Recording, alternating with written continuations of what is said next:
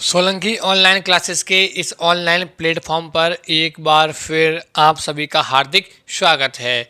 प्यारे साथियों, उम्मीद करता हूँ आप सब स्वस्थ होंगे, मस्त होंगे। आज हम चर्चा करने वाले हैं एक नया टॉपिक जिसे एजुकेशन कहते हैं या शिक्षा इसका, जिससे हम जानेंगे कि शिक्षा क्या होती है, किस शब्द का रूपांतरण है ये, व इसकी प्रमुख परिभाषाएं क्या हैं, साइकोलॉजी में प्रथम शैक्षिक मनोवैज्ञानिक किसे कहा गया। इन सभी समस्त बिंदुओं के लिए हम आज चर्चा करने वाले हैं। तो बने रहिए हमारे साथ, और जो भी प्यारे साथी चैनल पे नए हैं, चैनल को अधिक से अधिक सब्सक्राइब कीजिए, वीडियोज़ को अधिक से अधिक शेयर करते रहिए, जिससे कि आपके साथियों को इसका लाभ मिल सके। तो ये टारगेट हमारा सीटेट जुलाई 2023 के एग्ज़ाम के लिए चल रहा है, जिसमें कि हम नोटिफिकेशन संबंधी, पाठ्यक्रम संबंधी व इसके जो सब्जेक्ट वाइज व सीडीपी के प्रॉपर जो चैप्टर्स हमारे आते हैं उनका हम एक प्रॉपर एक फॉर्मेट बना चुके हैं, और उसी क्रम में आगे बढ़ते हुए हम अध्ययन कर रहे हैं। तो चलिए समय ना बर्बाद करते हुए हम शुरुआत करते हैं। तो जैसा कि मैं आज का टॉपिक आप देख रहे हैं, आज का टॉपिक क्या दिया आपके लिए, शिक्षा या एजुकेशन।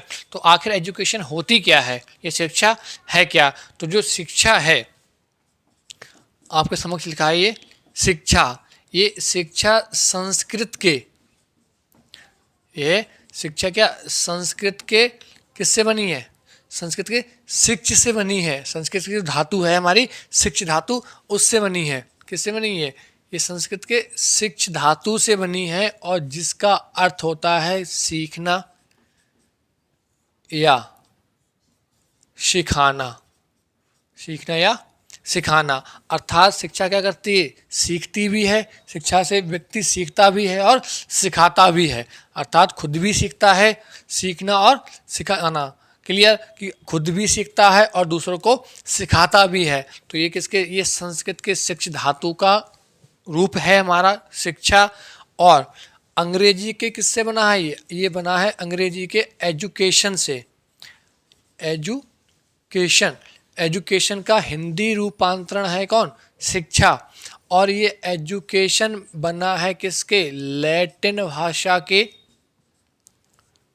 ये बना है लैटिन भाषा के एजुकेटम, किससे, ये बना है लैटिन भाषा के एजुकेटम से, जिसमें ई का अर्थ होता है अंदर से, जिसमें ई का अर्थ क्या होता है हमारा अंदर से, और डुको का अर्थ होता है बाहर निकालना, बाहर निकालना या बाहर की ओर बल आरोपित करना।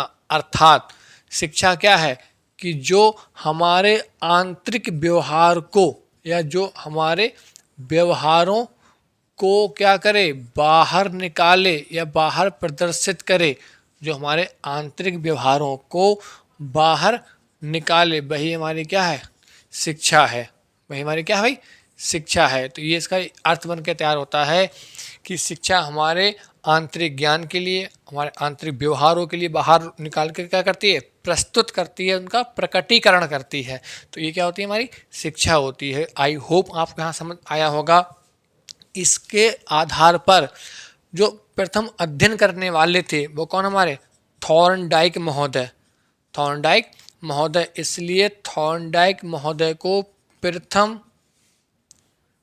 शैक्षिक मनोवैज्ञानिक कहा जाता है। प्रथम शैक्षिक मनोवैज्ञानिक कहा जाता है किसके लिए, थॉर्नडाइक महोदय के लिए। प्रथम शैक्षिक मनोवैज्ञानिक के नाम से जाते हैं हमारे थॉर्नडाइक महोदय। तो ये कुछ संक्षिप्त जानकारी थी एजुकेशन या शिक्षा के बारे में।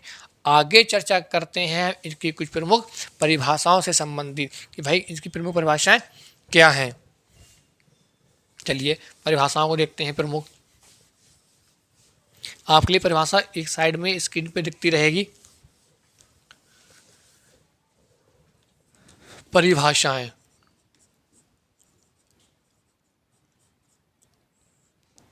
परिभाषाएं, परिभाषाओं में आप जैसा प्रथम परिभाषा देख रहे होंगे, स्वामी विवेकानंद जी के अनुसार है।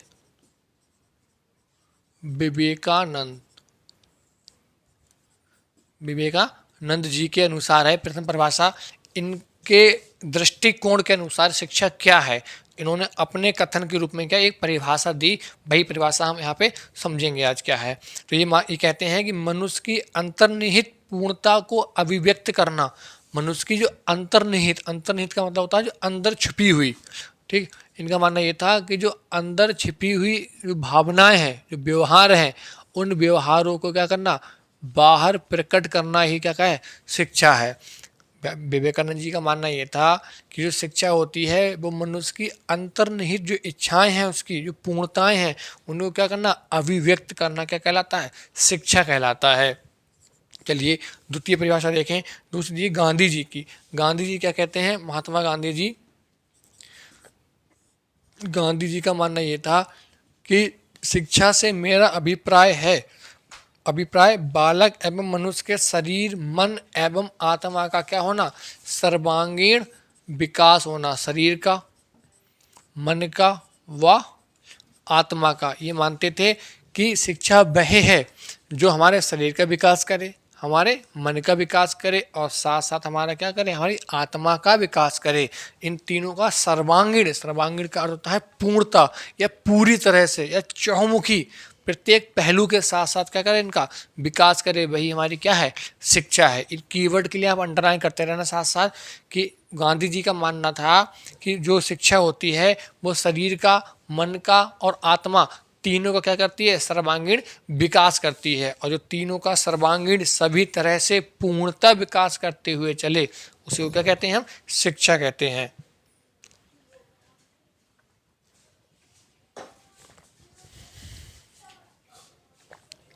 नेक्स्ट देखिए तृतीय परिभाषा क्या कहती है। तीसरी परिभाषा दी है आपके सामने फ्रोबेल की। फ्रोबेल का मानना ये क्या है, फ्रोबेल कहते हैं कि शिक्षा एक प्रक्रिया है जिसके द्वारा बालक अपनी शक्तियों को क्या करता है, विकास करता है। बालक अपनी शक्तियों का क्या करता है, विकास करता है। शक्तियों का विकास करना ही क्या है, शिक्षा है। जैसे एक बच्चा जब तक शिक्षा ग्रहण नहीं कर रहा होता है, उसे नहीं पता होता कि अपनी जो शक्ति हैं या जो बल हैं, उन बलों को किस दिशा में प्रयोग करना है, या बल हम किस दिशा में प्रयोग करें, किस दिशा में बल लगाएं, ये क्या सिखाता है, उसके लिए ये सिखाती है उसकी शिक्षा। जब जब उसको शिक्षा मिलती रहती है, जैसे जैसे वैसे वैसे वो बल के लिए ये क्या होता है, एक डायरेक्शन मिलती है प्रॉपर, और उस प्रॉपर डायरेक्शन में वो फोर्स अप्लाई करता है और आगे बढ़ता चला जाता है। क्लियर। चलिए अगली परिभाषा देखें। नेक्स्ट आपके सामने परिभाषा ये है अरस्तु महोदय जी की। बड़ी ही फेमस और चर्चित ये परिभाषा है अरस्तु महोदय जी की, सभी ने सुनी होगी, पढ़ी भी होगी।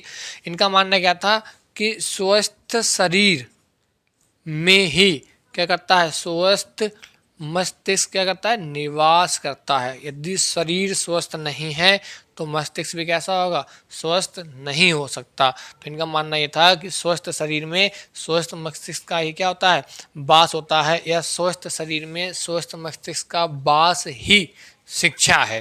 क्लियर। यदि मान लीजिए आप फिजिकली फिट नहीं है तो क्या आप मेंटली फिट हो सकते हैं, बिल्कुल भी नहीं हो सकते। मेंटली स्ट्रेस आपके लिए होता रहेगा या बना रहेगा जब तक आप फिजिकल फिट नहीं है। क्लियर। चलिए अगली परिभाषा देखें। नेक्स्ट परिभाषा दी है आपके समक्ष जॉन डीबी की। कहता है वातावरण पर नियंत्रण करने की प्रक्रिया क्या है हमारी, जॉन डीबी कहते हैं कि वातावरण पर नियंत्रण।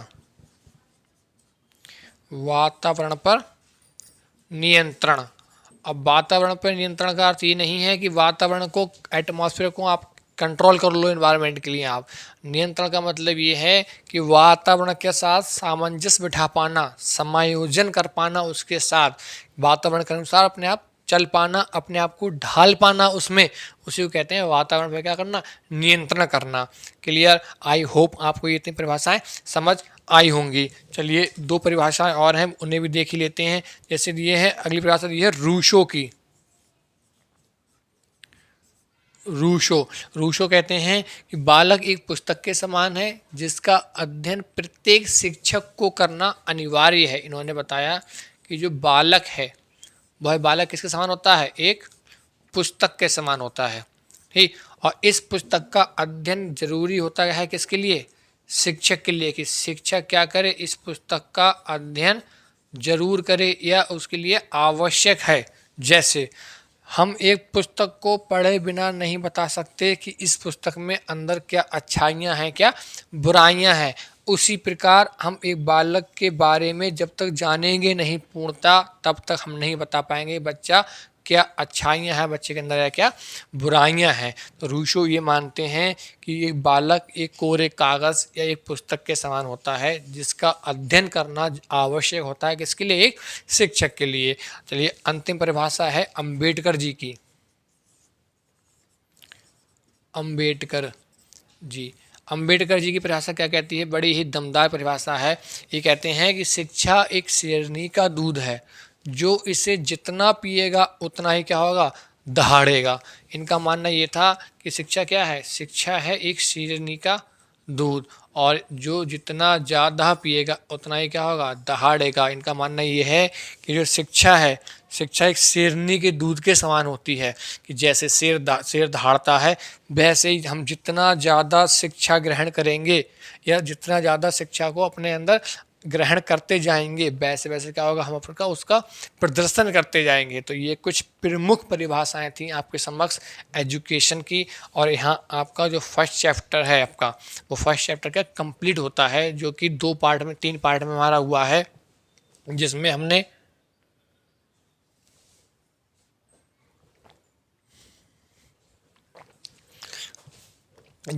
क्या जाना, जो 3 पार्ट्स में हुए हैं आपके लिए।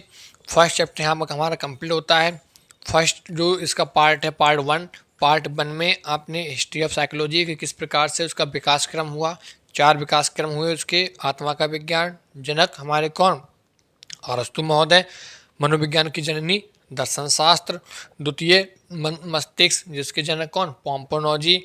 तीसरे स्थान पे आता है हमारा मन चेतना या मस्तिष्क चेतना का विज्ञान, और जिसके हमारे कौन, विलियम बुंट। और चौथा था हमारा व्यवहारवाद, जिसके आधार पे अब तक मनोविज्ञान टिका हुआ है, और उसके जनक कौन, वॉटसन महोदय। और पार्ट 2 में जो हमने अध्ययन किया उसमें हमने परिभाषा जानी प्रमुख मनोविज्ञान के विकास क्रम संबंधी, ठीक, इतिहास संबंधी परिभाषाएं थी, हमने उनका अध्ययन किया था।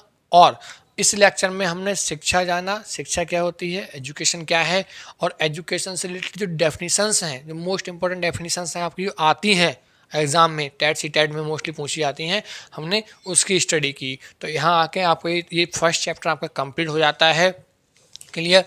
अब आपके लिए इस पूरे चैप्टर की जो पीडीएफ है, जो हमारी पीडीएफ है, वो पीडीएफ आपके लिए एक टेलीग्राम चैनल बना हुआ है आपके इसी नाम से, सोलंकी ऑनलाइन क्लासेस के नाम से है, सोलंकी ऑनलाइन